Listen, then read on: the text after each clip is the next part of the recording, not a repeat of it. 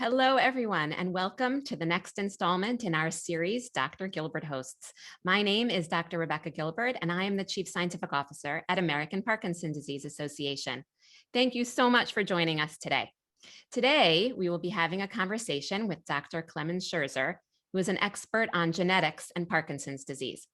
Dr. Scherzer will first give us an introduction about genetics and Parkinson's, and we'll discuss his research.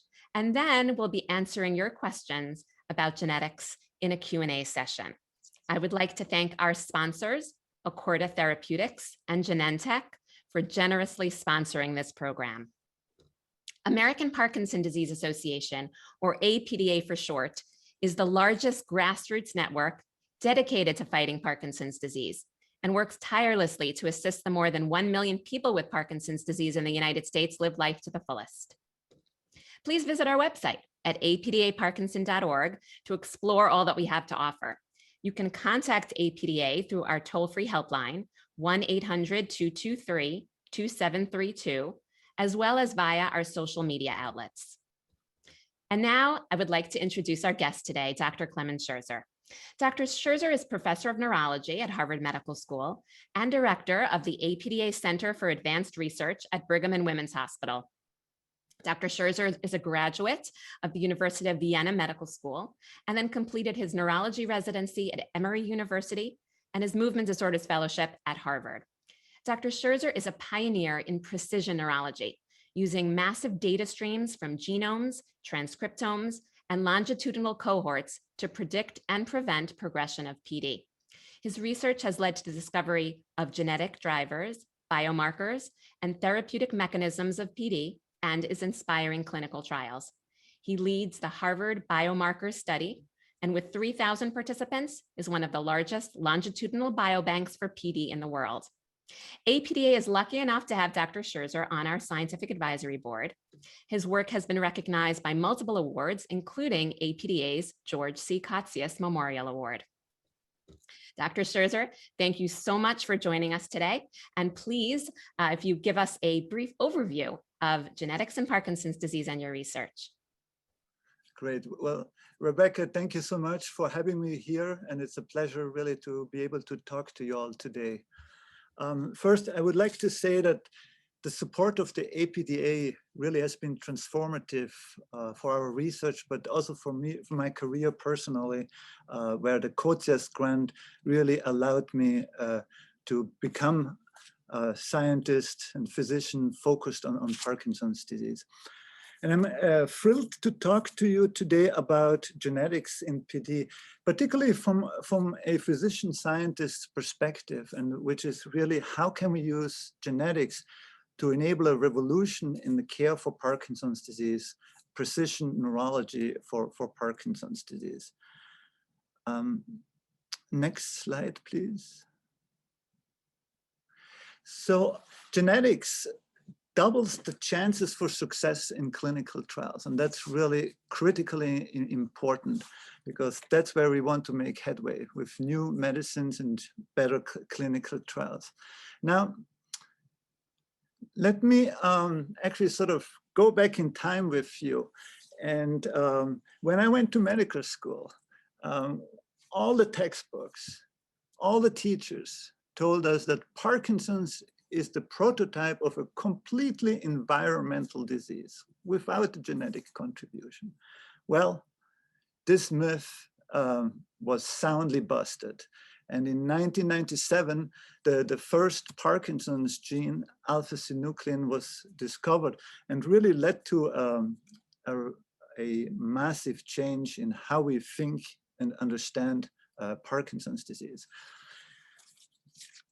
And I'm going to take you in a few minutes sort of to bring you up to speed onto the genetics of Parkinson's disease. So it's going to be a whirlwind tour. There are essentially 3 types of genetic variants for Parkinson's disease: very rare variants, low frequency variants, and common variants. The rare variants, we've found now more than 20 genes that are essentially causative for Parkinson's. So if somebody has that gene, he or she is prone to get Parkinson's disease.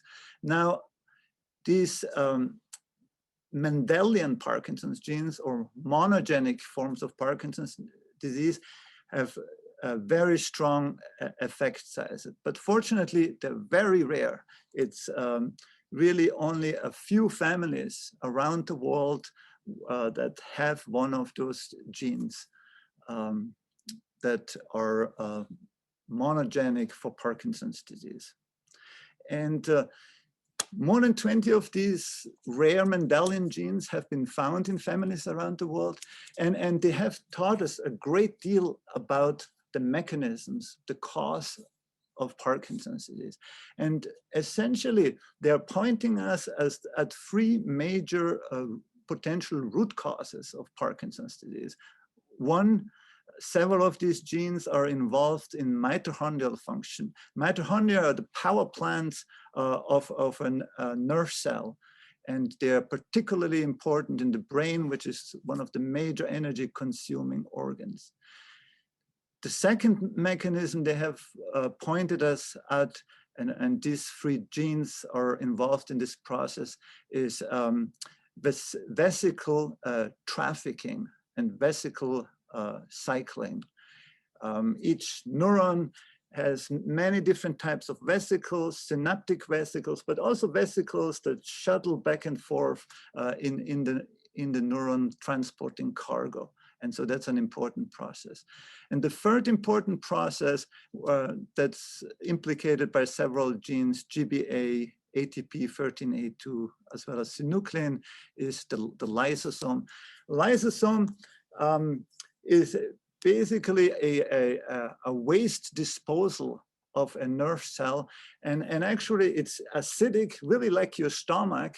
And it, like the stomach, it chews up a bunch of lipids and proteins and even organelles that need to be removed from a nerve cell. So you can imagine if this is not working, it has consequences.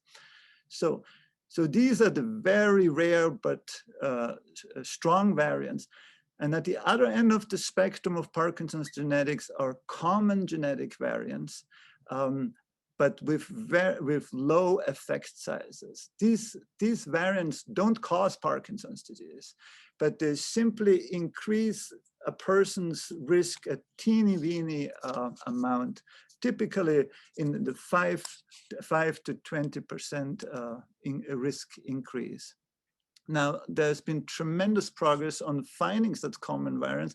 And in fact, it turns out that many people with what we call idiopathic Parkinson's disease or sporadic Parkinson's disease carry some of these very mild variants.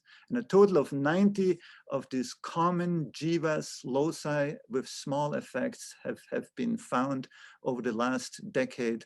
And they are, these discoveries, again, are incredibly important for understanding Parkinson's disease. And finally, there is an important third type of genetic variants of Parkinson's disease that are in the middle. They are low frequency, so they're not totally rare, they're not totally common.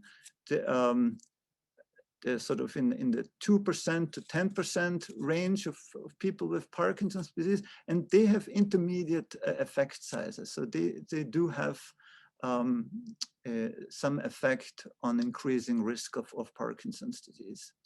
And I want to focus a little bit more on two key Parkinson's genes and that have been discovered by Parkinson's genetics and that are very relevant and that are particularly relevant also as we think about precision trials for Parkinson's disease. And the first gene that I would like to touch up on is alpha-synuclein. I'm sure you've all heard about it. So it's alpha-synuclein, and the gene symbol is SNCA. People also call it alpha-syn. And the protein produced by this gene accumulates, as you know, in the Lewy bodies. This protein clumps in neurons of Parkinson's patients. And what we have learned from genetics is that simply producing too much of the alpha-synuclein gene product, too much alpha-synuclein protein is increasing risk for Parkinson's disease. And in fact, there are some rare families, for example, one large family in Iowa that has a triplication of the alpha-synuclein gene, meaning instead of having 2 copies of the gene like everybody else, one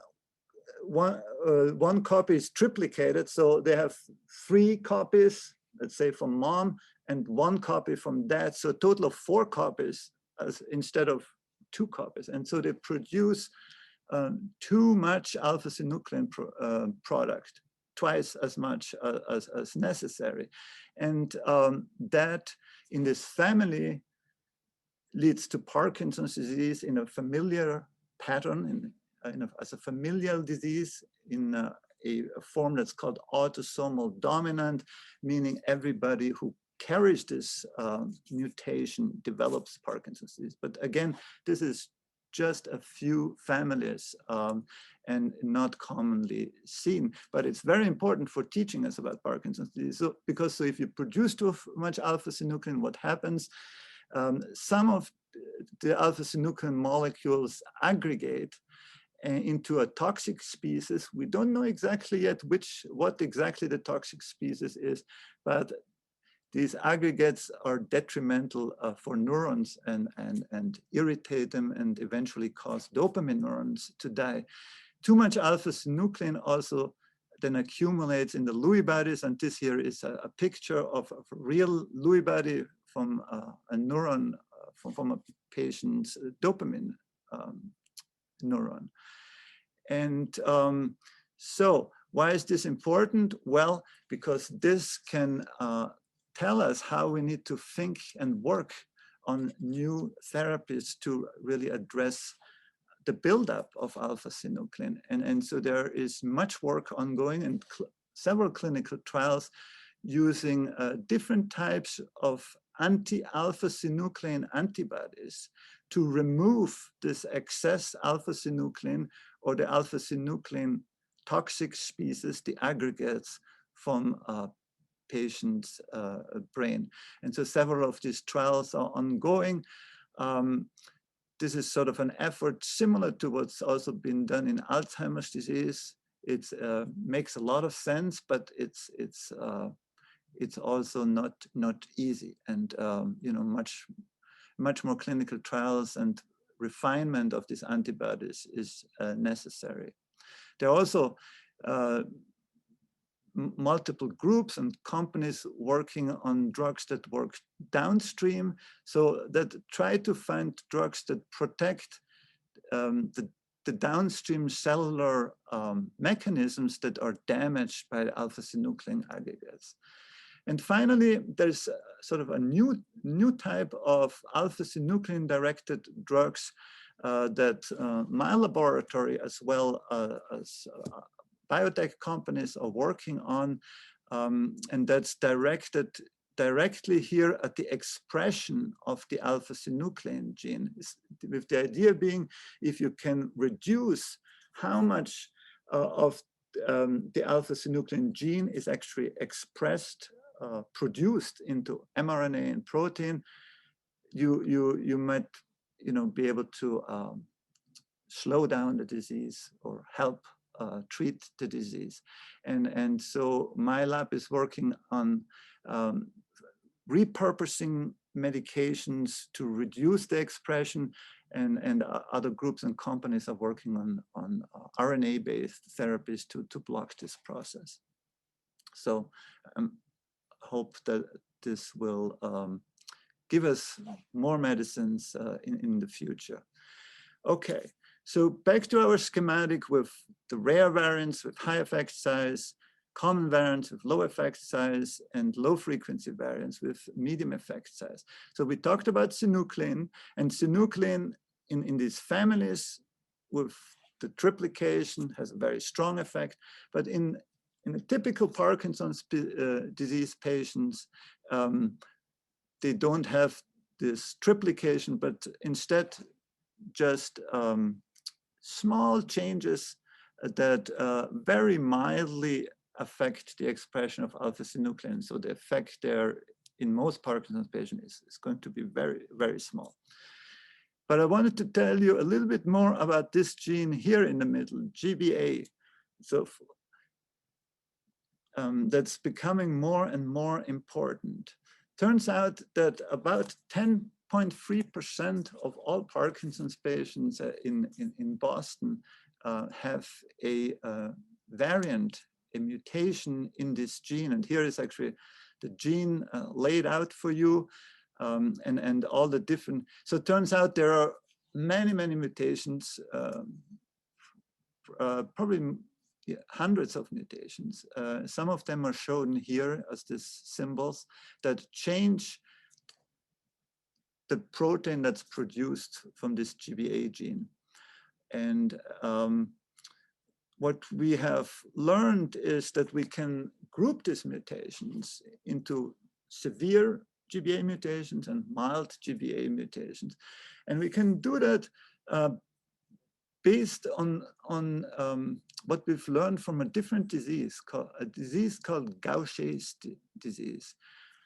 You might have heard about Gaucher's disease. This is a disease typically affecting children, and they have two mutations in the GBA gene. So they are homozygous, as we call this, for the GBA gene. So they have two copies. Therefore, the burden is very severe, and they don't get Parkinson's disease, but they get a disease called Gaucher's disease, which is a lysosomal storage disease. And you can see here this boy Brian, his tummy is enlarged because he has hepatosplenomegaly, meaning his liver and his spleen are increased, which is typical for Gaucher's disease. So the mild GBA mutations, they only affect the hepatosplenomegaly, the liver and spleen, but they don't affect how this kid's mental status and brain works. So the CNS, the brain, is perfectly normal. In the severe GBA mutations, these children now also have CNS neurological abnormalities, problems with neurodevelopment, eye movement abnormalities, cross-eyedness, as you can see here with some of this. So long story short, based on what this other disease, Gaucher disease, we can learn for Parkinson's disease to group the mutations into severe and mild GBA mutations. And why do I think this is important?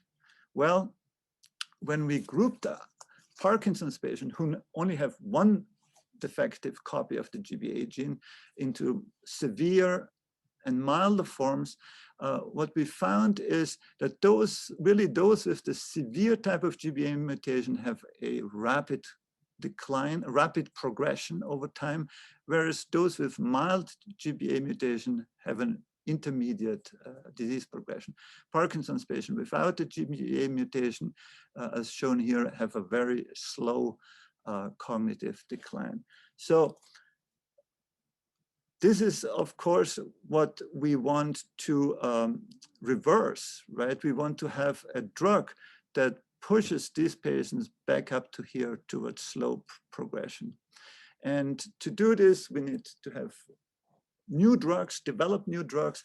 And we also need to have tests, which we call biomarkers, to measure in spinal fluid or in the bloodstream whether the drug is actually doing what it's supposed to do. And so the GBA gene is an important regulator of a type of lipids called sphingolipids. This is in a way similar to what you all know about cholesterol, for example, where you have too much cholesterol, it's bad for you, and if you have cholesterol lowering drugs, it protects you against cardiovascular disease. And so in a similar way, GBA encodes a gene called, an enzyme called GCase. And if GBA has a defect, glucosylceramide, this brain lipid accumulates, and this enzyme doesn't work properly. And so is it possible that we can measure this pathway in blood and in spinal fluid as a biomarker for clinical trials? And indeed, this is what we found when we looked at blood of GBA PD patients, so Parkinson's patients with GBA mutations. The activity of the GCase enzyme, so the GBA function, was decreased, and it's correlated with the severity type of the mutation. So that's a potential blood test to be included in clinical trials.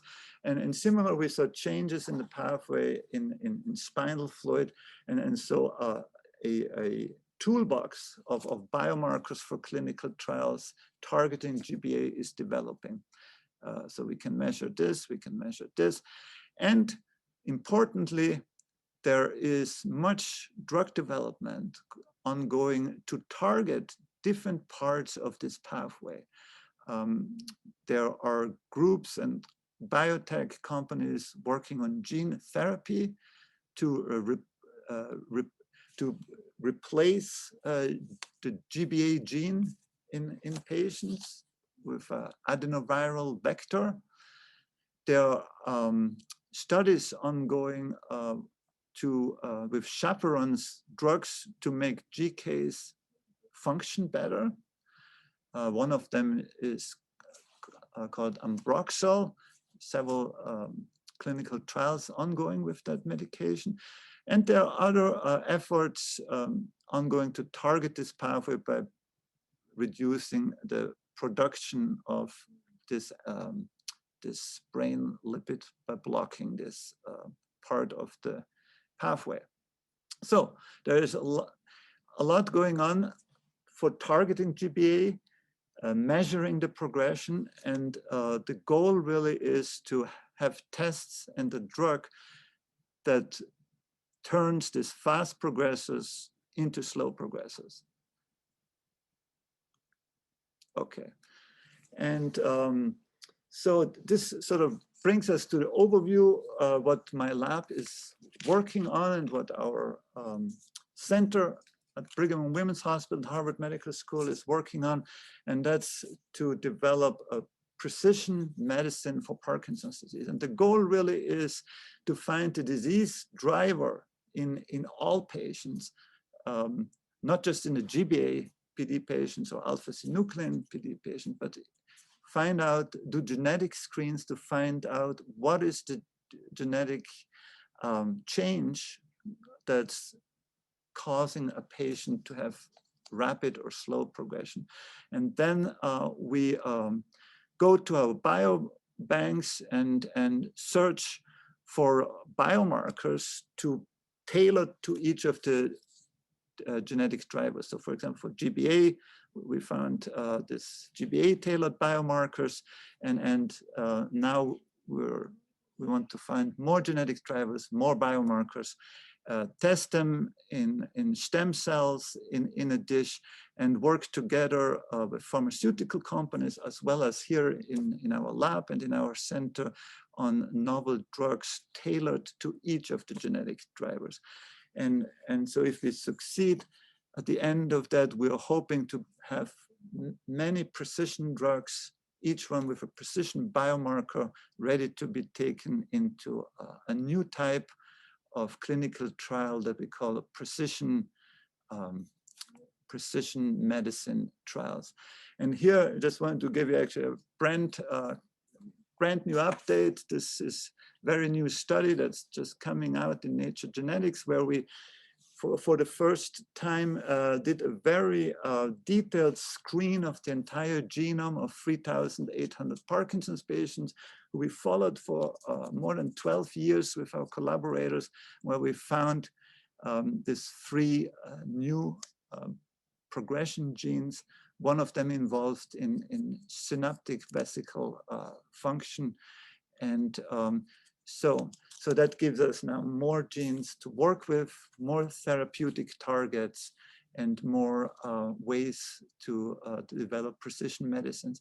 And so in the future, this is how, and this future actually is already beginning, but and that's the future of precision trials, where instead of enrolling all comers, all Parkinson's patients in a clinical trial, will select a targeted patient population based on certain genes for enrollment into the trial, then treat them with the experimental drug and measure the target pathway response to the treatment with a tailored biomarker, and with the hope to turn all the fast progressors into slow progressors eventually, with different drugs, one at a time.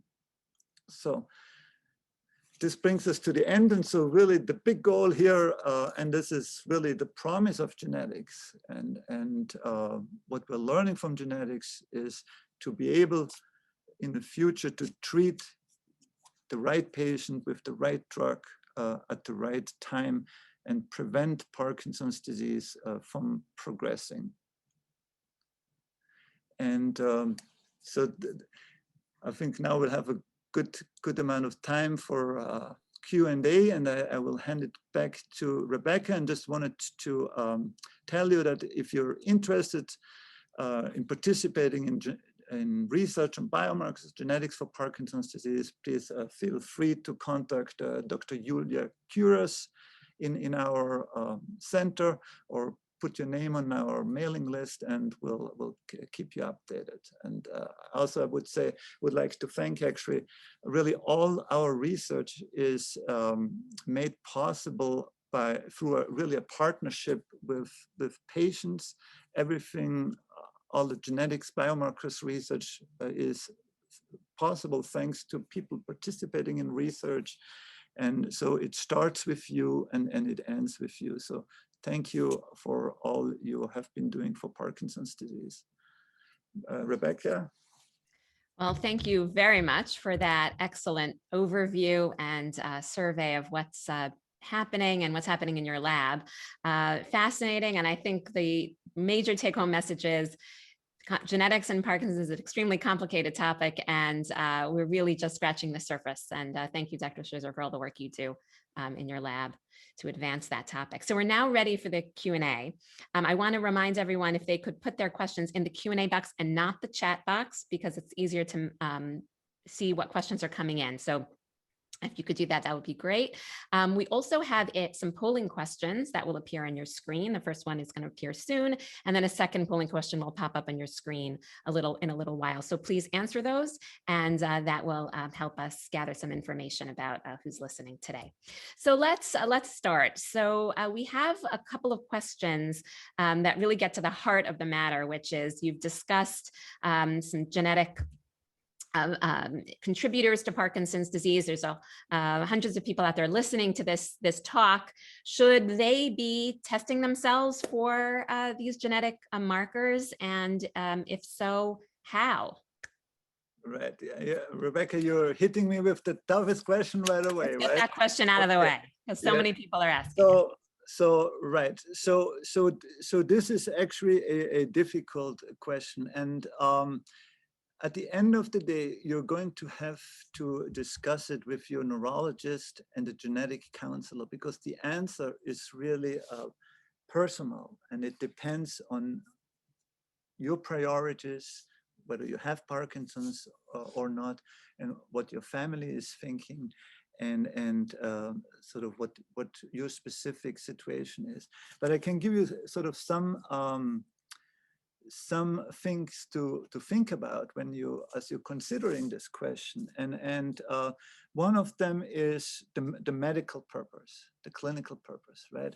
How is it clinically helpful if you get tested? Well, and so there the big important point is if there is a clinical trial in your area that's recruiting patients with GBA-PD or LRRK2 PD, specifically, and you're interested in participating in those clinical trials, that would be a good motivation to potentially get tested. But there are many things, aspects to consider in reaching this point. And the second question you asked me is, how to get tested. That again depends on your hospital and your healthcare system. Some healthcare systems, you will be able to just do it in your hospital.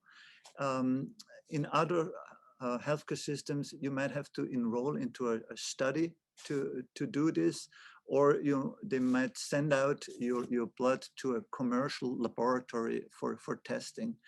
And again, this is something you have to discuss with your physician, because in actually many cases, the insurance will not pay for it. And so you have to be careful. Can your hospital pay for it, or is there a study that pays for it, or to be sure to have that figured out. Okay. I have a question that's going to be easier for you to answer because I know you're very involved in this. Are you, with your large biobank and Michael J. Fox, sharing data? They have a study called PPMI, which has been going on for many years. How do the different biobanks talk to each other? Yeah. Well, thank you for giving me an easy question for a change. So actually, I'm very proud that that I helped the Michael J. Fox Foundation to start the PPMI study. I was on the initial steering committee and helped them set up the biobank. And from the very beginning, we shared our protocols and made sure that the way we do things are synchronized and compatible. And excitingly, actually over the last few years, a big new consortium came out for Parkinson's disease called the APDA Partnership, so Accelerating Medicines for Parkinson's Disease, APDA. And that's a sort of a sandbox or a unified platform for biomarkers discovery and discovery for Parkinson's disease. And that includes the Harvard Biomarker Study, HBS, as well as PPMI, as well as the NIH PDBB biomarkers cohort. So it brings together these 4 key cohorts in the US with a unified, harmonized clinical data, whole genome sequences, molecular data, and importantly, makes this sandbox available for a web portal to any researcher around the world. Yeah, basically, it's open access, and it's really sort of a shining example of open science and collaborative science.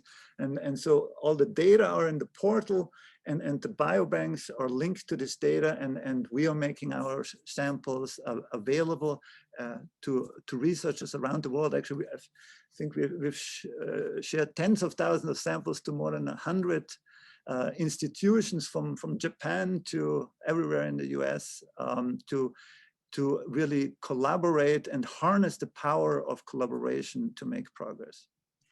Thank you very much. I just want to mention to those listening, we have many questions coming in, and Dr. Scherzer is not going to be able to answer all of them, of course, during this session. We're going to try to get to as many as we can, but we will be answering them. So you will be getting an email with an answer to your question. So please don't despair.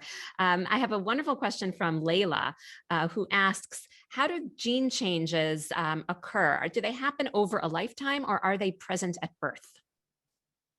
Yeah, that's a very good question, Layla. And so all the genetic changes we talked about today are inherited, so they are present at birth. There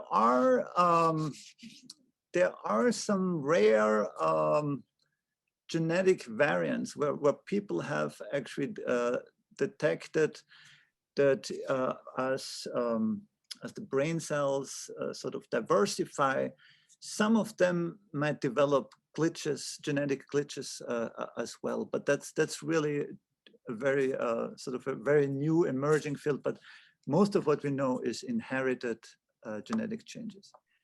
Great. We have a question about the environment and genetics. So are there Parkinson's that are caused by the environment and Parkinson's caused by genes, and they're two separate things? How do those risk accumulation, how does that work?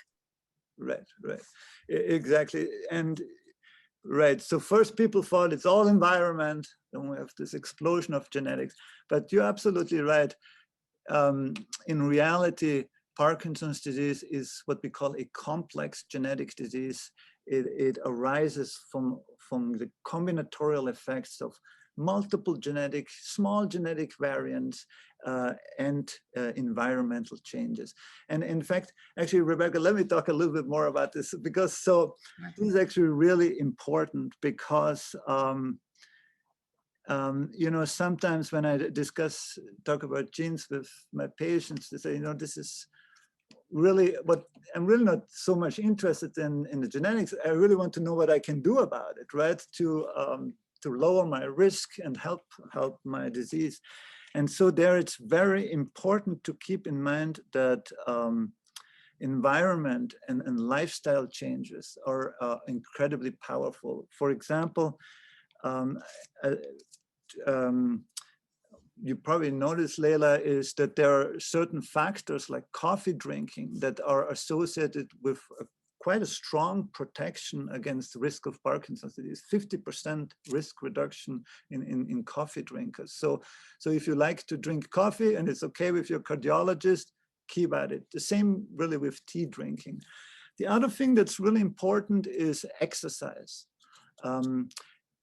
Where many studies and much research is pointing us in the direction to show that it has an important effect both on potentially reducing your risk for Parkinson's disease, and also if you have Parkinson's disease, in helping to slow the course of the disease. So exercise, and it can come in multiple flavors, from Tai Chi to Parkinson's boxing, is very important. And I ask all my patients to embark on exercise programs suited to them.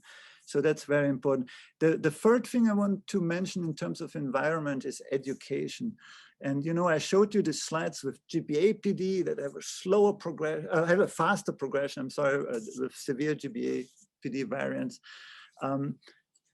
But actually, what we found is that if you look more carefully at the data, the patients, so long story short, if you go to college, so if you have more education, spend a lot of time building your brain reserve, that basically seems to smoothen out almost all the effects of the GBA mutation. So in other words, our data suggests that keeping your brain active, continuous education might be helpful in countering the cognitive progression. So basically that means your genes are given to you at birth, but there are things you can do in your lifetime to affect your risk as well. So that's a very important message.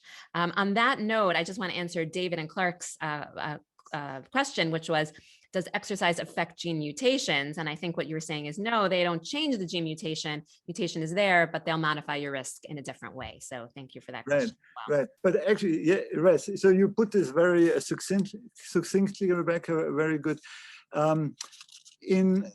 So actually, that's absolutely right in terms of inherited mutation. But what we believe is that exercise also activates gene expression programs. Basically, it changes the activity of certain genes, and one of them being PGC1 alpha, which is a master regulator of the mitochondria, which we saw in the initial slide. The power plants, they are impaired in some patients with Parkinson's disease. So we think that exercise actually might be one of the ways to activate mitochondrial function. Wonderful, thank you. We have a great question. This is from Anonymous. she said, or she or he says that my sister has ALS, my brother has Alzheimer's, and I have Parkinson's. How are those three diseases related? And is there some genetic link? Great question. So ALS and the second disease was? ALS, Alzheimer's, and Parkinson's. Parkinson's disease.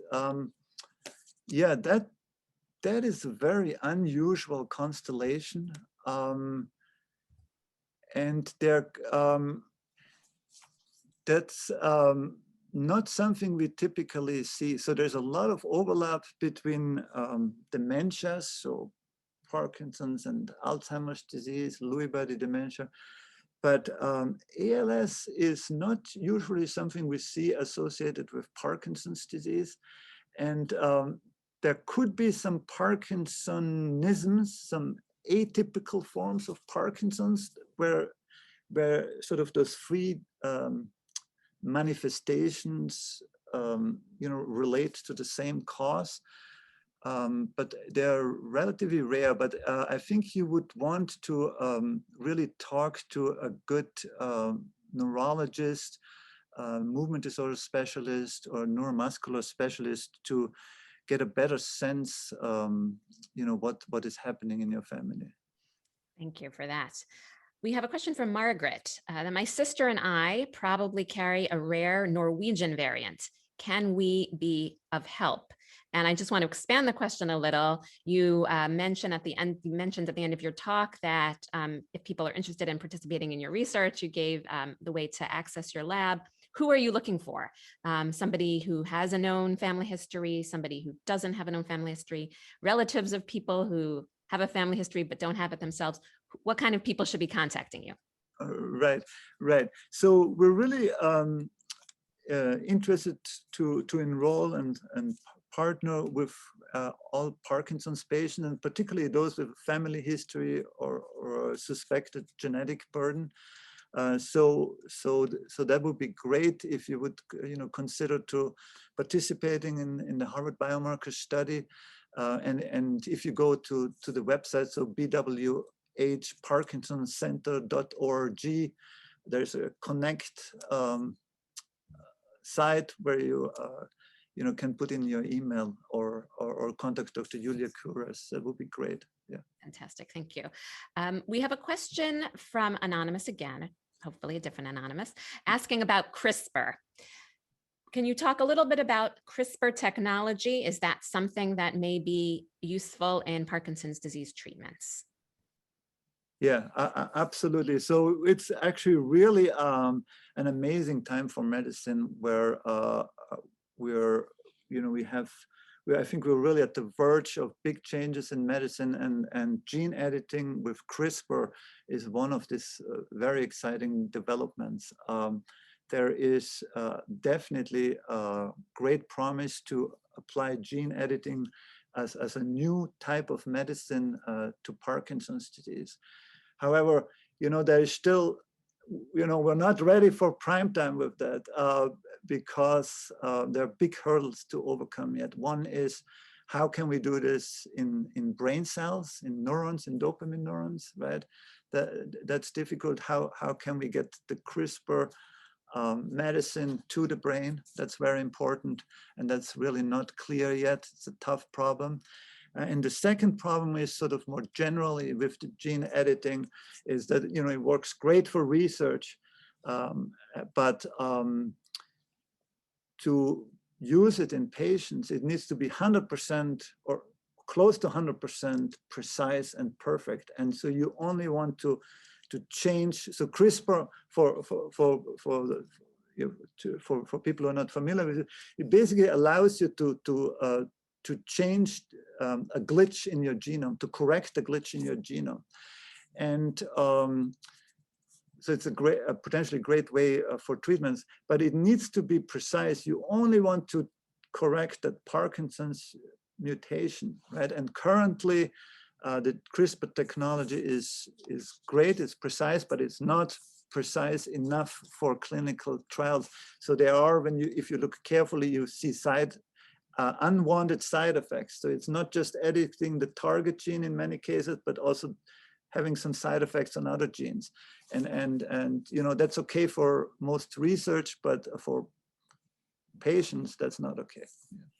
So we have to wait a little longer for it to be something that can be. But it's very promising, and I'm sure there's going to be big developments. Yeah. Great. Now we have a great question from Carolyn, which is, my grandmother, my mother, and I all have Parkinson's disease, but we all have different symptoms.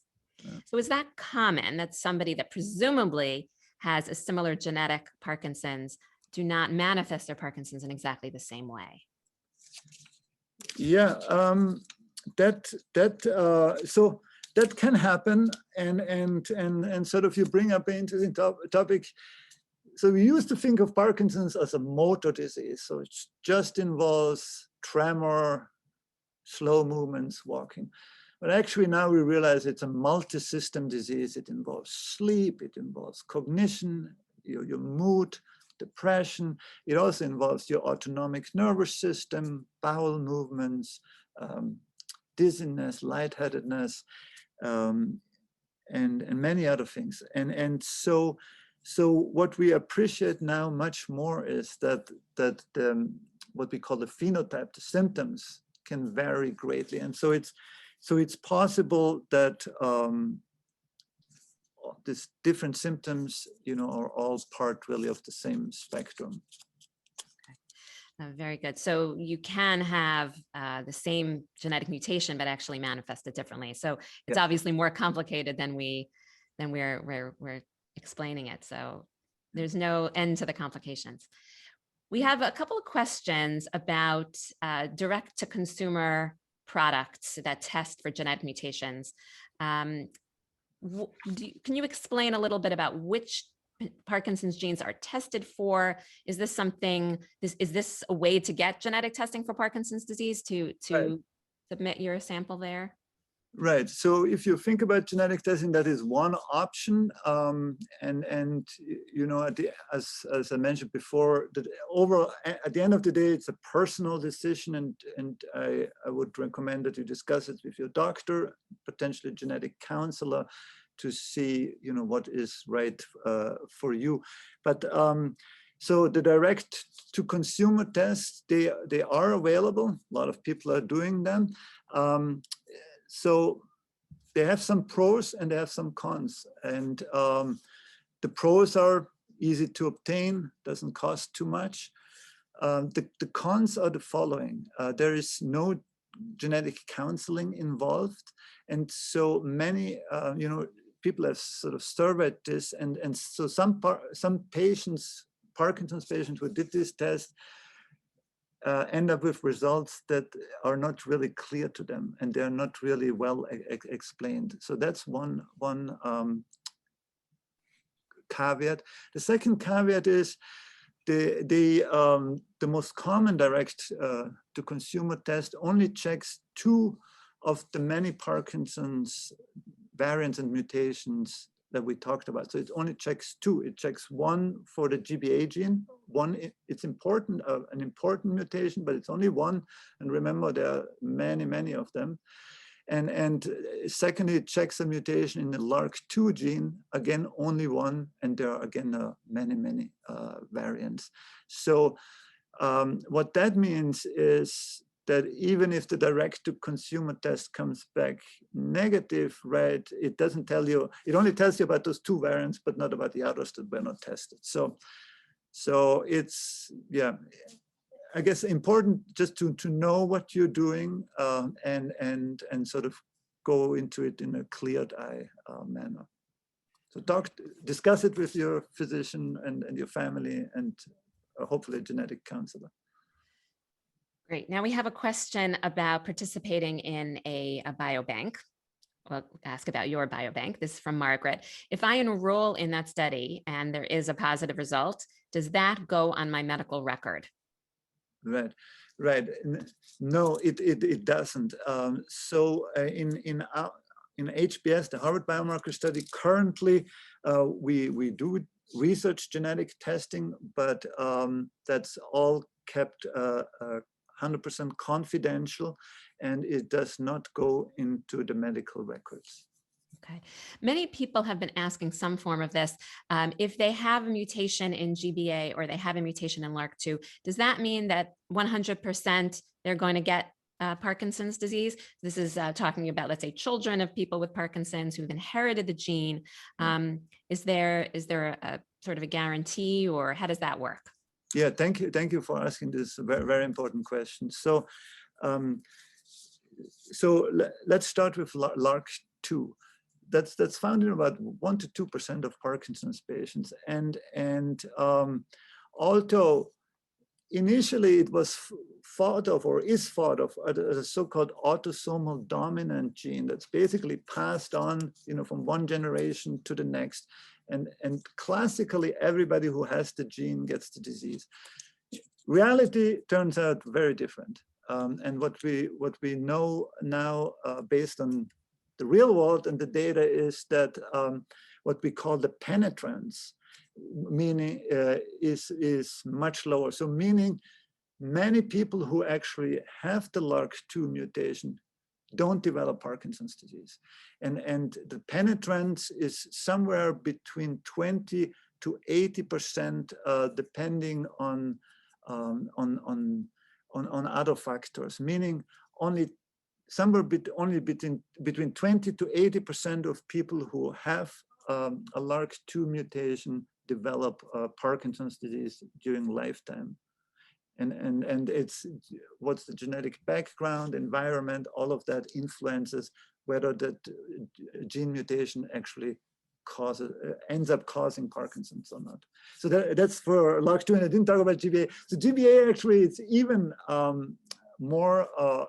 Remember, GBA was square in the middle, so it has an intermediate effect, and meaning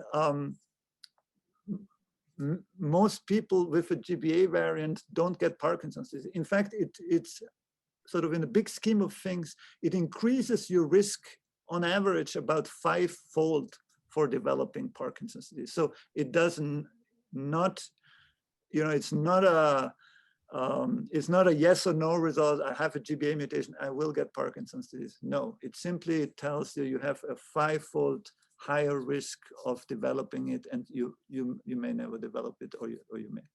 Okay, that's very important to know for our families and our children of people with Parkinson's who may be listening now. We have a great question about research into genetics. Do you think that there are other genes that cause Parkinson's disease that have not yet been discovered? And how are such genes found? Yeah, yes, yeah. So, yes, the answer is yes, there are definitely more genes to be found, and particularly, really the search is just starting for this new type of genes that we call progression genes, or genetic drivers that actually determine the course of the disease, benign or aggressive, fast or slow.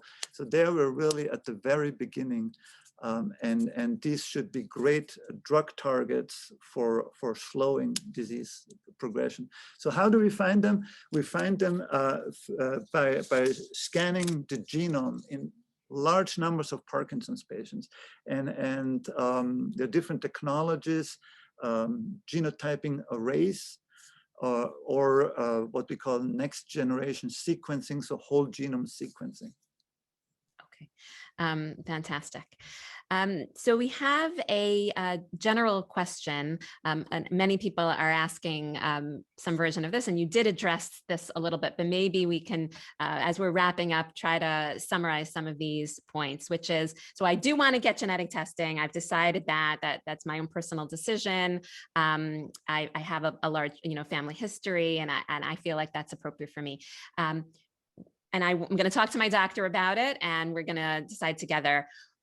How does one actually go about getting genetic testing? What is the process? Can you just go through that one more time? Right. So you thought about it carefully. You should talk to your doctor, which you're planning to do. You want to have a genetic counselor involved. So you want to talk to a genetic counselor before you get the test, to make sure you and your family really understand all the pros and the cons. And then they would do a blood draw, simple blood draw, and because the blood cells contain your DNA, your genome, and that would then be sent either to the hospital lab or to a commercial laboratory outside the hospital. And depending on what your doctor orders, they would either check for a specific Parkinson's gene or the whole panel of Parkinson's genes, and then give the results back to your doctor, who would go over the results with you. And also, again, after the test, a genetic counselor can talk to you about it. Great. So in your talk, you mentioned some of the clinical trials that are recruiting people with GBA mutations and with alpha-synuclein. Well, let's clarify the clinical trials related to alpha-synuclein as well. So two questions. One is, are there clinical trials that are directed to people who have LRRK2 mutations? And then a related question, which is, when a therapy is going to be discovered for a specific genetic mutation, is it going to be useful only for the people with that genetic mutation, or is it going to be more widely useful? So two somewhat related questions. Important question, very good.